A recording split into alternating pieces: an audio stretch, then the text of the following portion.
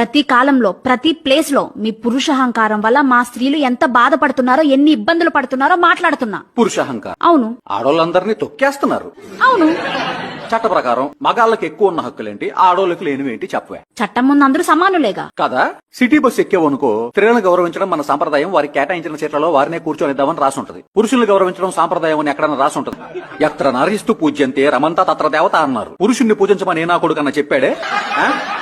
Computer లో mother board ఉంటది, father board ఉంటది. మదర్ నేచర్ అంటారు, ఫాదర్ నేచర్ అని ఎవడన్నా అంటాడే. మదర్ ఎర్త్ అంటారు, ఫాదర్ ఎర్త్ ఎక్కడన్నా ఉందే. భూమండలం అంతా ఆక్రమించుకుని తాగలంటారు కదే.